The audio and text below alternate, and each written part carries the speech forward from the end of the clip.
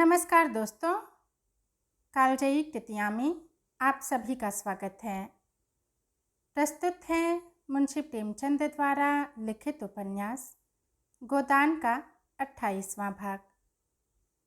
उपन्यास के पिछले भाग में आपने सुना कि शहर से आने के बाद जब गोबर को पंचों के अन्याय का पता चलता है तो वह सभी पंचों को खूब खरी खोटी सुनाता है और उन्हें चुनौती भी देता है।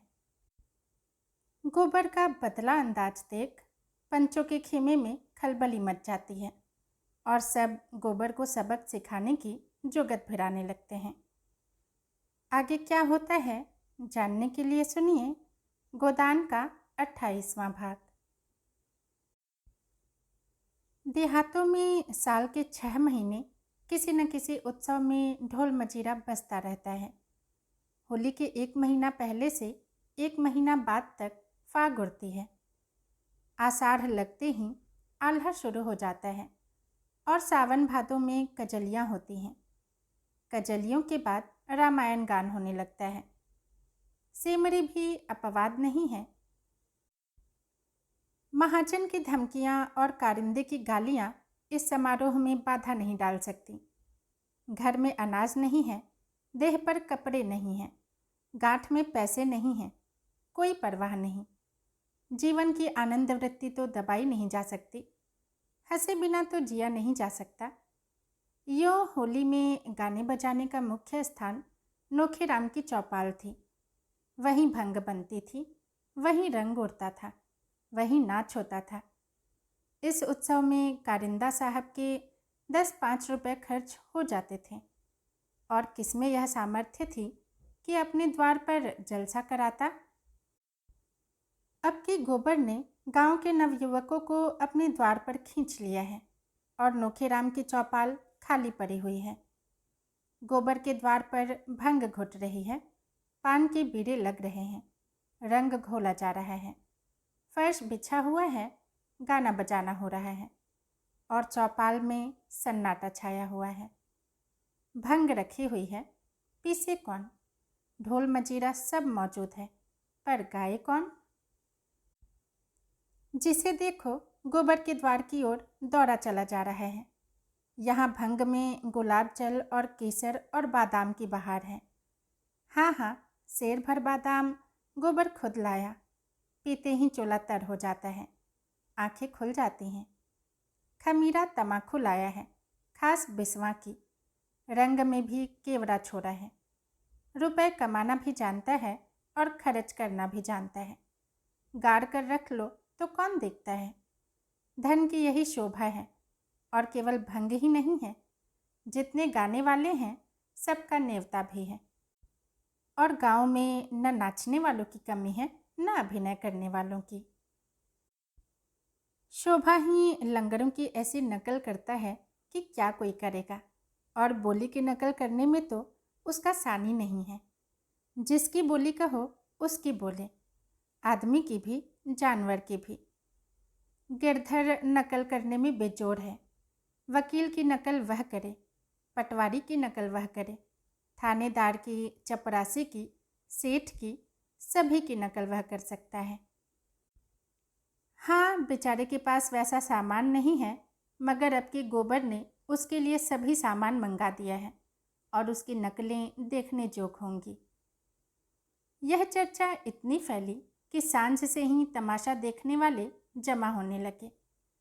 आसपास के गांवों से दर्शकों की टोलियां आने लगी। 10 बजते बजते 3-4 हजार आदमी जमा हो गए और जब गिरधर झिंगुरी सिंह का रूप भरे अपनी मंडली के साथ खड़ा हुआ तो लोगों को खड़े होने की जगह भी न मिलती थी। वही खलवात सिर, वही बड़ी मूछें और वही तोंद बैठे भोजन कर रहे हैं और पहली ठकुराइन बैठी पंखा झल रही हैं। ठाकुर ने ठकुराइन को रसिक नेत्रों से देखकर कहा, अब भी तुम्हारे ऊपर वह जोबन है कि कोई जवान देख ले तो तड़प जाए। और ठकुराइन फूल कर कहती हैं, जब ही तो नई नवेली लाए। उसे तो लाया हूँ तुम्हारी सेवा करने के लिए, वह तुम्हारी क्या बराबरी करेगी। छोटी बीवी यह वाक्य सुन लेती है और मुंह फुलाकर चली जाती है। दूसरे दृश्य में ठाकुर खाट पर लेटे हैं और छोटी बहू मुंह फेरे हुए जमीन पर बैठी है। ठाकुर बार बार उसका मुंह अपनी ओर फेरने की विफल चेष्टा करके कहते हैं, मुझसे क्यों रूठी हो मेरी लाडली? तुम्हारी लाडली जहाँ हो वहाँ जाओ, मैं तो लौंडी हूँ, दूसरों की सेवा टहल करने के लिए आई हूँ। तुम मेरी रानी हो, तुम्हारी सेवा टहल करने के लिए वह बुढ़िया है। पहली ठकुराइन सुन लेती है और झाड़ू लेकर घर में घुसती है और कई झाड़ू उन पर जमाती है। ठाकुर साहब जान बचाकर भागते हैं। फिर दूसरी नकल हुई, जिसमें ठाकुर ने 10 रुपये का दस्तावेज लिखकर 5 रुपये दिए। शेष नजराने और तहरीर और दस्तूरी और ब्याज में काट लिए। किसान आकर ठाकुर के चरण पकड़कर रोने लगता है। बड़ी मुश्किल से ठाकुर रुपए देने पर राजी होते हैं। जब कागज लिखा जाता है और आसामी के हाथ में 5 रुपये रख दिए जाते हैं तो वह चकरा कर पूछता है, यह तो 5 ही है मालिक। 5 नहीं 10 है, घर जाकर गिनना। नहीं सरकार, 5 है। 1 रुपया नजराने का हुआ कि नहीं? हाँ सरकार। 1 तहरीर का? हाँ सरकार। 1 कागज का? हाँ सरकार। 1 दस्तूरी का? हाँ सरकार। 1 सूद का? हाँ सरकार। 5 नकद, 10 हुए कि नहीं? हाँ सरकार, अब यह 5 मेरी ओर से रख लीजिए। कैसा पागल है? नहीं सरकार, 1 रुपया छोटी ठकुराइन का नजराना है, 1 रुपया बड़ी ठकुराइन का, 1 रुपया ठकुराइन के पान खाने का, 1 बड़ी ठकुराइन के पान खाने का, बाकी बचा 1 वह आपके क्रियाक्रम के लिए। इसी तरह नोखेराम और पटेश्वरी और दाता दीन की बारी बारी से सबकी खबर ली गई। फप्तियों में चाहे कोई नयापन न हो और नकली पुरानी हो, लेकिन गिरधारी का ढंग ऐसा हास्यजनक था। दर्शक इतने सरल हृदय थे कि बेबात की बात में भी हंसते थे। रात भर भरती होती रही और सताए हुए दिल कल्पना में प्रतिशोध पाकर प्रसन्न होते रहे। आखिरी नकल समाप्त हुई तो कौवे बोल रहे थे। सवेरा होते ही जिसे देखो उसी की जबान पर वही रात के गाने, वही नकल, वही फिक्रे। मुखिए तमाशा बन गए। जिधर निकलते हैं उधर ही 2-4 पीछे लग जाते हैं और फिर वही फिक्रे कसते हैं। झिंगुरी सिंह तो दिल लगी बाज आदमी थे, इसे दिल लगी मिल लिया, मगर पटेश्वरी में चढ़ने की बुरी आदत थी और पंडित दाता दीन तो इतने तुनक मिजाज थे कि लड़ने पर तैयार हो जाते थे। वह सबसे सम्मान पाने के आदी थे। कारिंदा की तो बात ही क्या, राय साहब तक उन्हें देखते ही सिर झुका देते थे।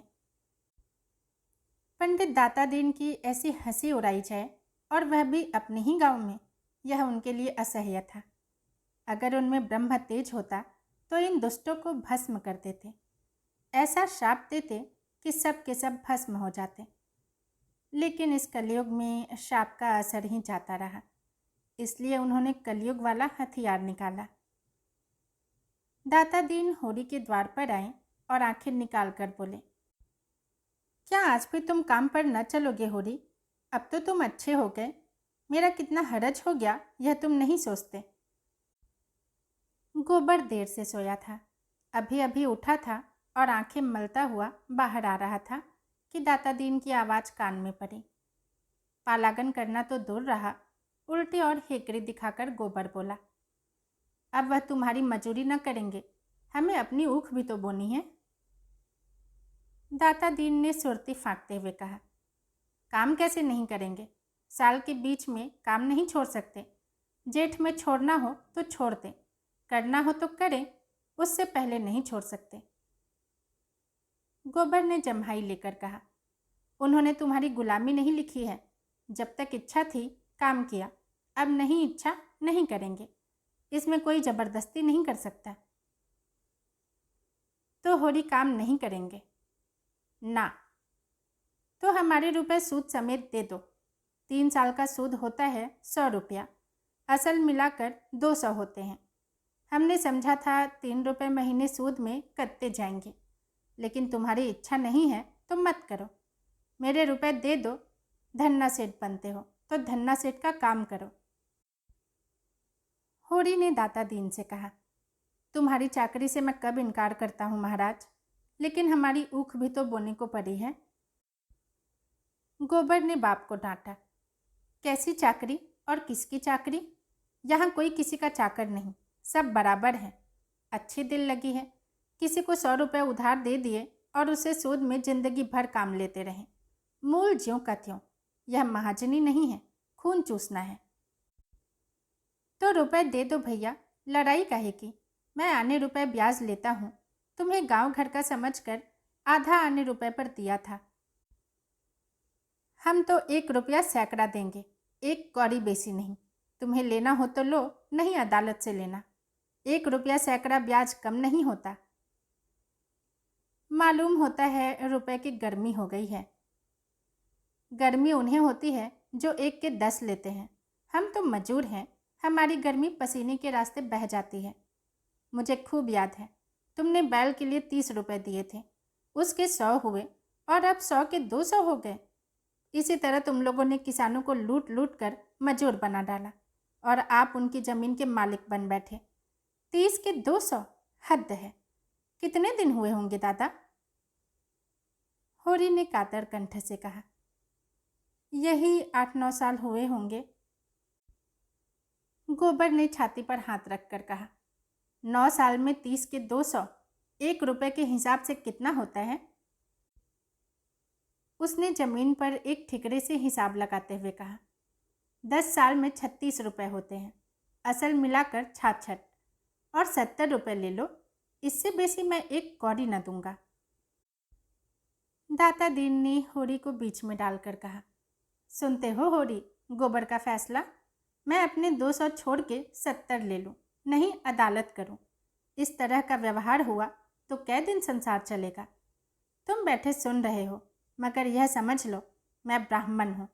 मेरे रुपए हजम करके तुम चैन न पाओगे। मैंने ये 70 रुपये भी छोड़े, अदालत भी न जाऊँगा। जाओ, अगर मैं ब्राह्मण हूँ तो पूरे 200 रुपये लेकर दिखा दूँगा और तुम मेरे द्वार पर आओगे और हाथ बांध कर दोगे। दाता दीन झल्लाए हुए लौट पड़े। गोबर अपनी जगह बैठा रहा, मगर होरी के पेट में धर्म की क्रांति मची हुई थी। अगर ठाकुर या बनिए के रुपए होते तो उसे ज़्यादा चिंता न होती, लेकिन ब्राह्मण के रुपए, उसकी 1 पाई भी दब गई तो हड्डी तोड़ कर निकलेगी। भगवान न करे कि ब्राह्मण का कोप किसी पर गिरे। बंस में कोई चुल्लू भर पानी देने वाला, घर में दिया जलाने वाला भी नहीं रहता। उसका धर्म भीरू मन बुरी तरह त्रस्त हो उठा। होरी ने दौड़कर पंडित जी के चरण पकड़ लिए और आर्त स्वर में बोला, महाराज, जब तक मैं जीता हूँ तुम्हारी 1-1 पाई चुकाऊंगा। लड़के की बातों पर मत जाओ। मामला तो हमारे तुम्हारे बीच में हुआ है, वह कौन होता है? दाता दीन जरा नरम पड़े। जरा इसकी ज़बरदस्ती देखो, कहता है 200 रुपये के 70 लो या अदालत जाओ। अभी अदालत की हवा नहीं खाई है। जब भी एक बार किसी के पाले में पड़ जाएंगे तो फिर यह ताव न रहेगा। 4 दिन शहर में क्या रहे, तानाशाह हो गए। मैं तो कहता हूँ महाराज, मैं तुम्हारी 1-1 पाई चुकाऊंगा। तो कल से हमारे यहाँ काम करने आना पड़ेगा। अपनी ऊख बोना है महाराज, नहीं तो तुम्हारा ही काम करता। दाता दीन चले गए तो गोबर ने तिरस्कार की आंखों से देखकर कहा, गए थे देवता को मनाने, तुम ही लोगों ने इन सबों का मिजाज बिगाड़ दिया है।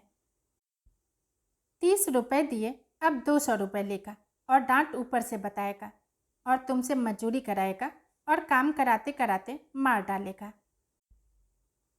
होरी ने अपने विचार में सत्य का पक्ष लेकर कहा, नीति हाथ से न छोड़ना चाहिए बेटा, अपनी अपनी करनी अपने साथ है। हमने जिस ब्याज पर रुपए लिए वह तो देने ही पड़ेंगे, फिर ब्राह्मण ठहरे, इनका पैसा हमें बचेगा। ऐसा माल तो इन्हीं लोगों को पचता है। गोबर ने त्योरियां चढ़ाई। नीति छोड़ने को कौन कह रहा है और कौन कह रहा है कि ब्राह्मण का पैसा दबा लो। मैं तो यह कहता हूँ कि इतना सूद नहीं देंगे। बैंक वाले 12 आने सूद लेते हैं, तुम 1 रुपया ले लो और क्या किसी को लूट लोगे? उनका रोआ जो दुखी होगा। हुआ करे, उनके दुखी होने के डर से हम बिल क्यों खो दे? बेटा, जब तक मैं जीता हूँ मुझे अपने रास्ते चलने दो। जब मैं मर जाऊँ तो तुम्हारी जो इच्छा हो वह करना। तो तुम ही देना, मैं अपने हाथों अपने पाँव पर कुल्हाड़ी न मारूंगा।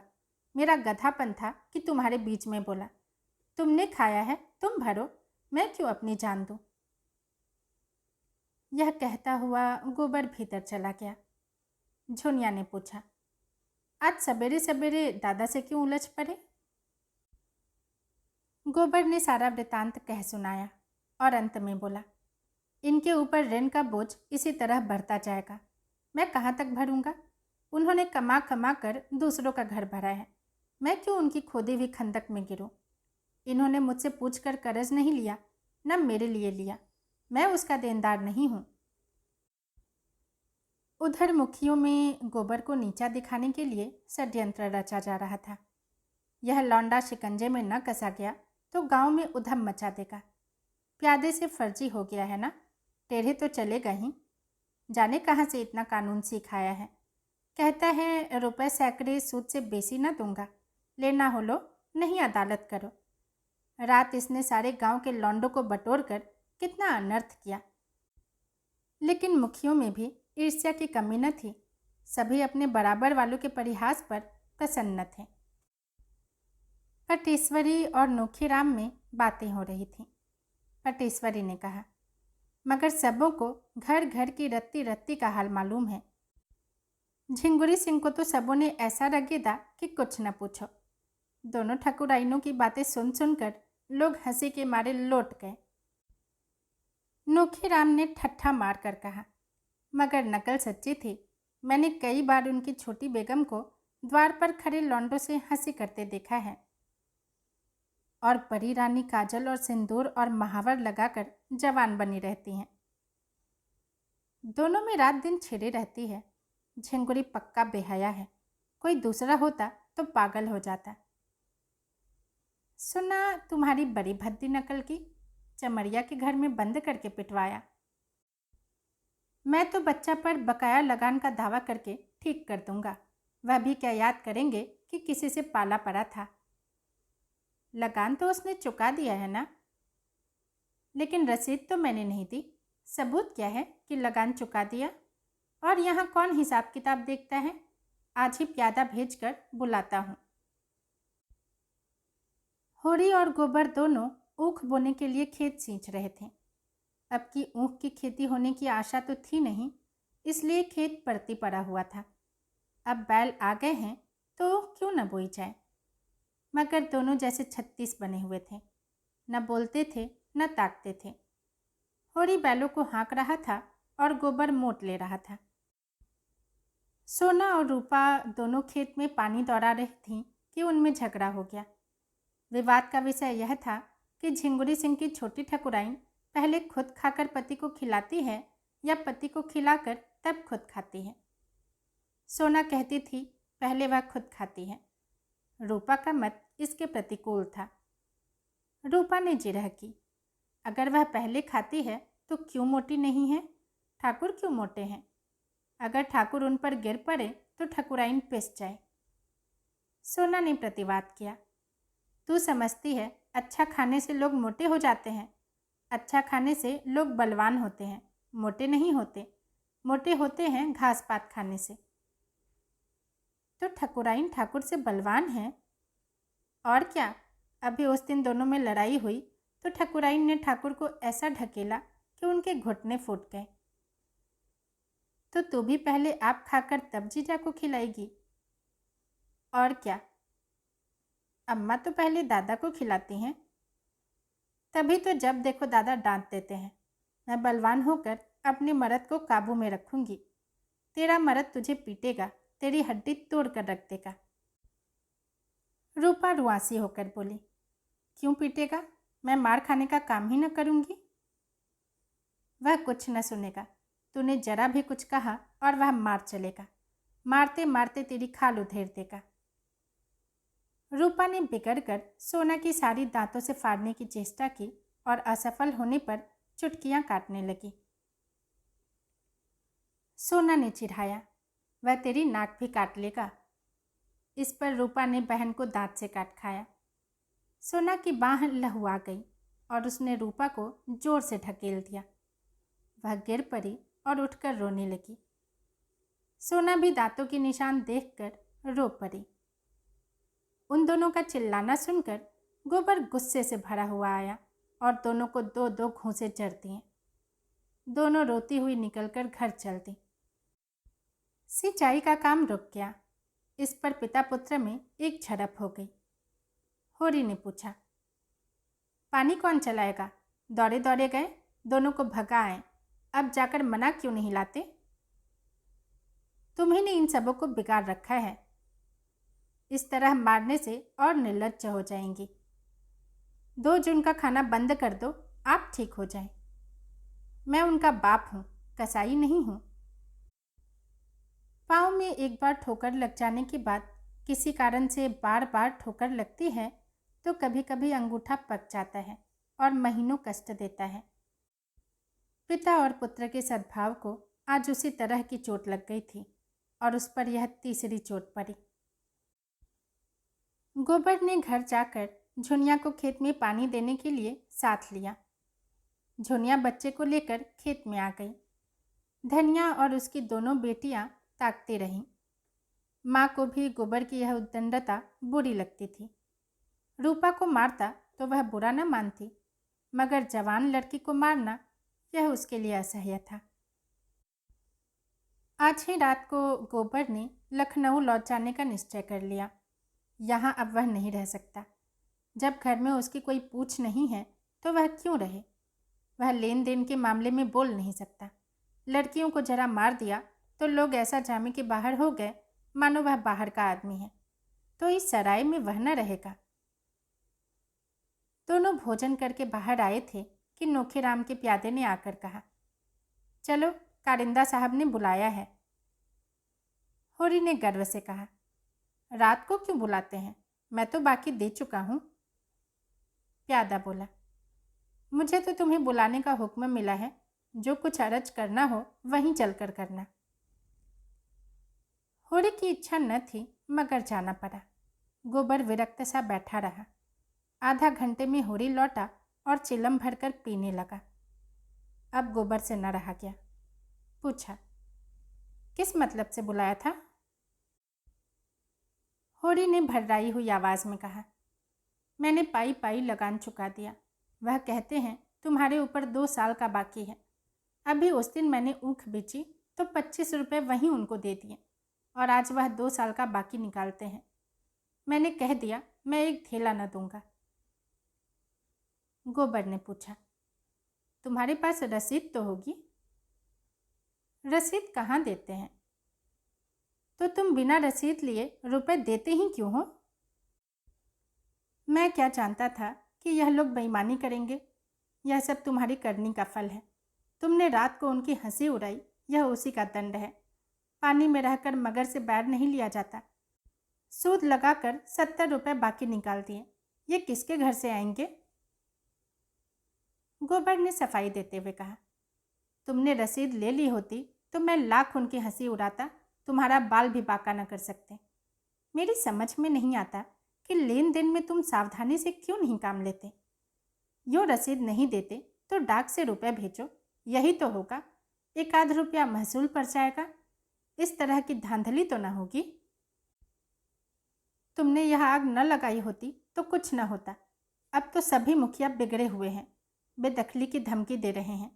दैव जाने कैसे पार लगेगा। मैं जाकर उनसे पूछता हूँ। तुम जाकर और आग लगा दोगे? अगर आग लगानी पड़ेगी तो आग लगा दूंगा। या बेदखली करते हैं, करे। मैं उनके हाथ में गंगाजली रखकर अदालत में कसम खिलवाऊंगा। तुम दुम दबा कर बैठे रहो, मैं इसके पीछे जान लड़ा दूंगा। मैं किसी का 1 पैसा दबाना नहीं चाहता, न अपना 1 पैसा खोना चाहता हूँ। वह उसी वक्त उठा और नोखीराम की चौपाल में जा पहुंचा। देखा तो सभी मुखिया लोगों का कैबिनेट बैठा हुआ है। गोबर को देखकर सब के सब सतर्क हो गए। वातावरण में षड्यंत्र की सी कुंठा भरी हुई थी। गोबर ने उत्तेजित कंठ से पूछा, यह क्या बात है कारिंदा साहब कि आपको दादा ने हाल तक का लगान चुकता कर दिया और आप अभी 2 साल का बाकी निकाल रहे हैं? यह कैसा गोलमाल है? नोखीराम ने मसनद पर लेटकर रोब दिखाते हुए कहा, जब तक हो रही है मैं तुमसे लेन देन की कोई बातचीत नहीं करना चाहता। गोबर ने आहत स्वर में कहा, तो मैं घर का कुछ नहीं हूं? तुम अपने घर में सब कुछ होंगे, यहां तुम कुछ नहीं हो। अच्छी बात है, आप बेदखली दायर कीजिए। मैं अदालत में तुमसे गंगाजली उठवा कर रुपए दूंगा। इसी गांव से 100 शहादती दिलाकर साबित कर दूंगा कि तुम रसीद नहीं देते। सीधे साधे किसान हैं, कुछ बोलते नहीं, तो तुमने समझ लिया कि सब काठ के उल्लू हैं। राय साहब वहीं रहते हैं जहां मैं रहता हूं। गांव के सब लोग उन्हें हव्वा समझते होंगे, मैं नहीं समझता। रत्ती रत्ती हाल कहूँगा और देखूंगा तुम कैसे मुझसे दोबारा रुपए वसूल कर लेते हो। उसकी वाणी में सत्य का बल था। डरपोक प्राणियों में सत्य भी गूंगा हो जाता है। वही सीमेंट जो ईंट पर चढ़कर पत्थर हो जाता है, मिट्टी पर चढ़ा दिया जाए तो मिट्टी हो जाएगा। गोबर की निर्भीक स्पष्टवादिता ने उस अनीति के बख्तर को बेच डाला, जिससे सज्जित होकर नोखीराम की दुर्बल आत्मा अपने को शक्तिमान समझ रही थी। नोखीराम ने जैसे कुछ याद करने का प्रयास करके कहा, तुम इतना गर्म क्यों हो रहे हो? इसमें गर्म होने की क्या बात है? अगर होरी ने रुपए दिए हैं तो कहीं ना कहीं तो टाके गए होंगे। मैं कल कागज निकाल कर देखूंगा। अब मुझे कुछ कुछ याद आ रहा है कि शायद होरी ने रुपए दिए थे। तुम निशा खाते रहो, अगर रुपए यहाँ आ गए हैं तो कहीं जा नहीं सकते।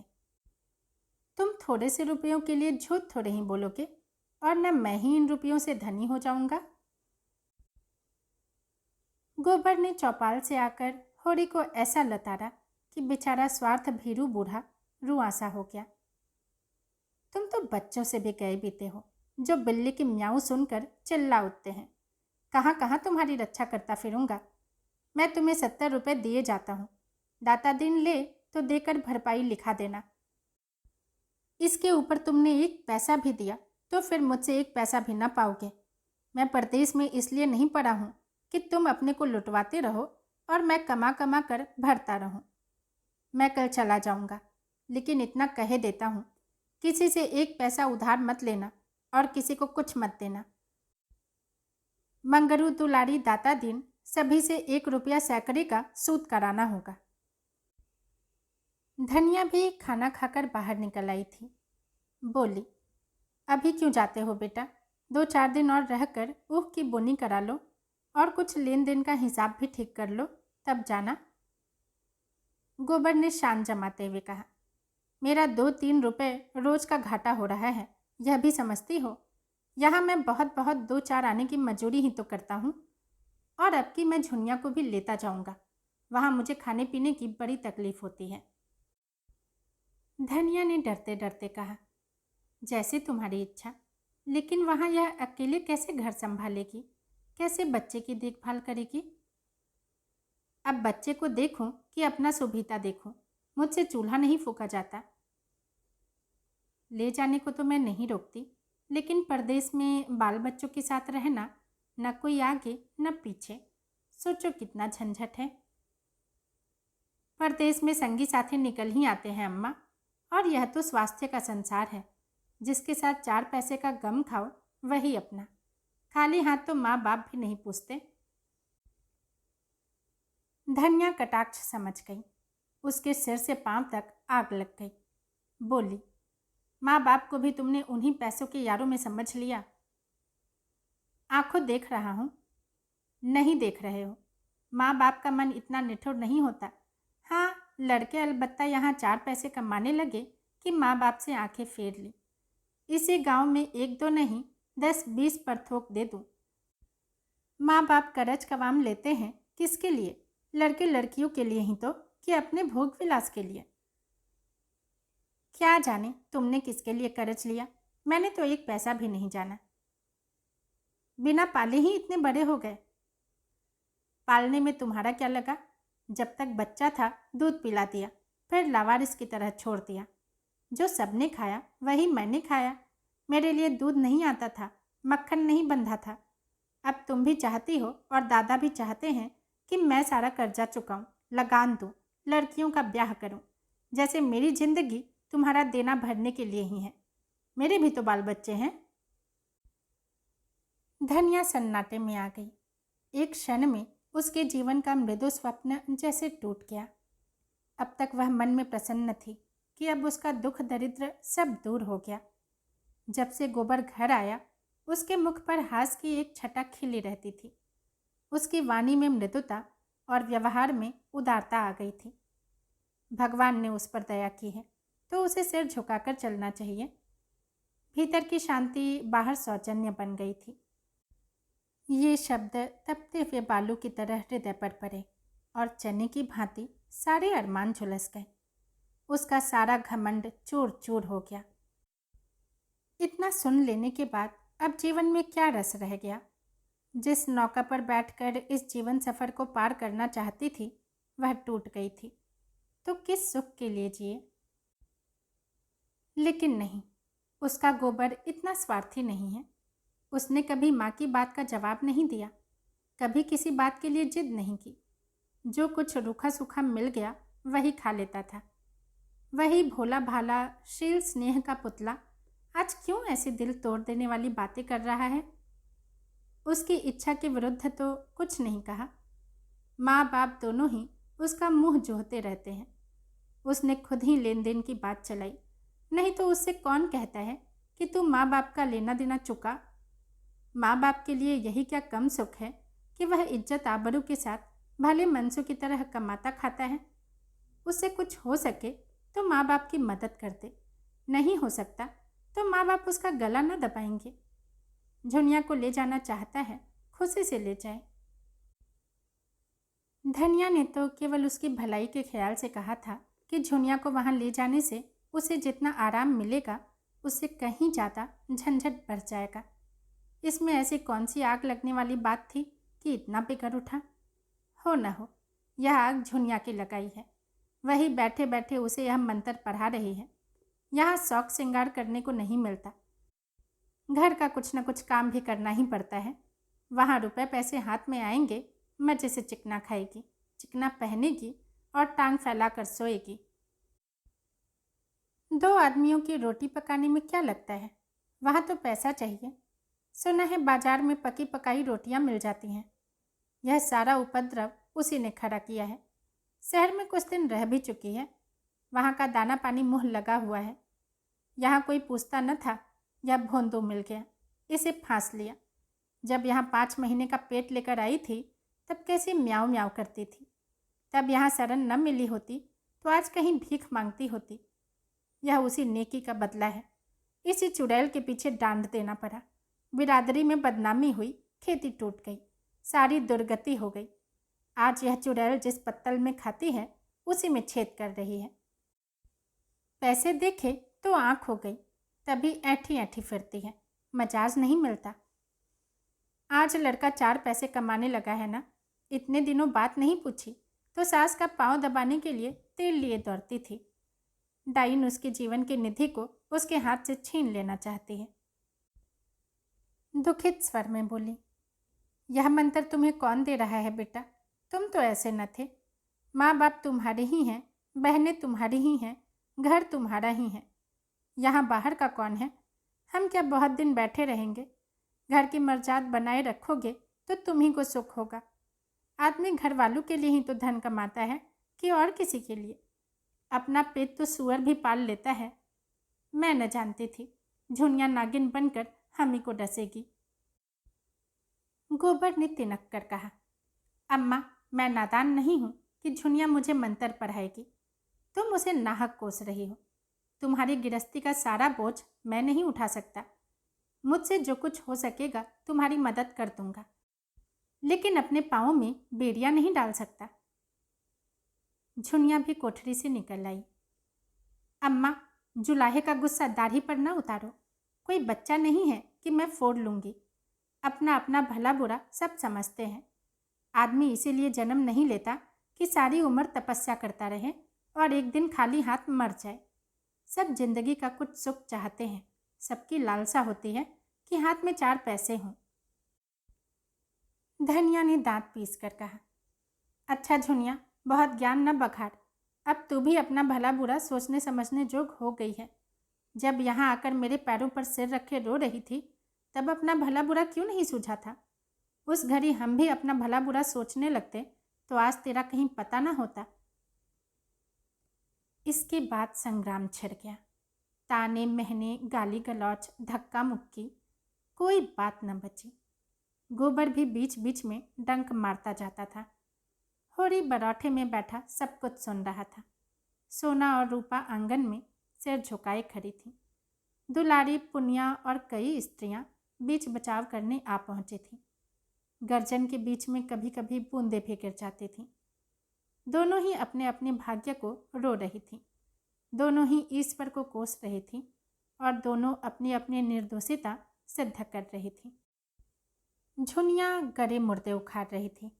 आज उसे हीरा और शोभा से विशेष सहानुभूति हो गई थी, जिन्हें धनिया ने कहीं का न रखा था।